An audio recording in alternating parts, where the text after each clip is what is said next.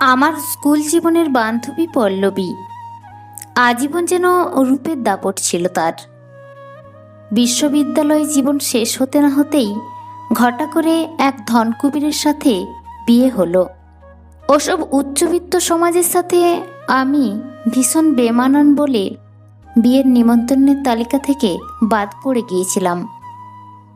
থাক সে কথা। বিয়ের বেশ কিছুদিন পর একবার পল্লবীর সাথে দেখা হলো বসুন্ধরা শপিং মলের দেশি দশে। সুখী দাম্পত্য জীবনের গল্প রংচং মাখিয়ে শোনাতে ওর ভেতরে সেদিন কোনো ক্লান্তি দেখতে পেলাম না।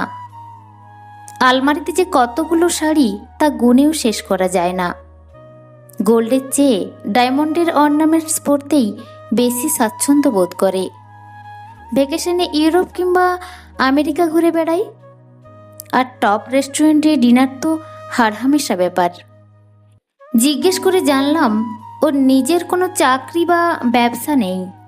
স্বামী অঢেল ধন সম্পত্তির মালিক বলে ওর নিজের চাকরি করার প্রয়োজন নেই। সেদিন এসব কথা বেশ গর্বের সাথেই বলেছিল পল্লবী। আমি ওর চোখে মুখে নির্বোধ অহংকার দেখেছিলাম সেদিন। তারও বেশ কিছু বছর পর হঠাৎ করেই একদিন জানতে পারলাম পল্লবীর সংসারটা ভেঙে গেছে। ওর স্বামীর পরকীয়া আছে। এত এত সম্পত্তির কোনো কিছুই ওর নামে লিখে দেয়নি। এদিকে পল্লবীর বাবা মাও আর বেঁচে নেই। একমাত্র সন্তান হওয়ায় অন্য কোথাও গিয়ে যে আশ্রয় নেবে তার উপায়টুকুও নেই। আমার চোখের সামনে সেই অহংকারে ঝলসে ওঠা পল্লবীর মুখখানা ভেসে উঠল। আজ সে শূন্য হাতে রাস্তায় এসে দাঁড়িয়েছে। কিসেরও তো অহংকার ছিল তার। সবটা মিথ্যে, সবটা। আমার তখন একটা বেসরকারি ছাপোষা ধাঁচের চাকরি। শহরের এক মধ্যবিত্ত পাড়ায় ফ্ল্যাট ভাড়া করে থাকি। সংসার কোনোদিন টানেনি বলে আর ঘর বাঁধিনি। একদিন পল্লবী ফোন করে আমার বাসায় চলে এলো। সেই সুন্দরী অহংকারের দাপুটে মেয়ে পল্লবী আজ রাজপ্রাসাদ ছেড়ে এক ফ্ল্যাটে এসে দাঁড়ালো। কিছুটা অবাক না হয়ে পারা যায় না। অফিস থেকে এসে ক্লান্ত শরীরে কোনোমতে ডাল চচ্চড়ি, মুরগির মাংস, গরম ভাত আর শুকনো মরিচ ভেজেছিলাম। রেস্টুরেন্টে বুফে খেতে পল্লবী সেদিনকে অনায়াসে সেই ডাল ভাতটুকু খেয়ে নিল। মানুষ কত সহজে অভ্যস্ত হয়ে যায় সব কিছুতে, তাই না?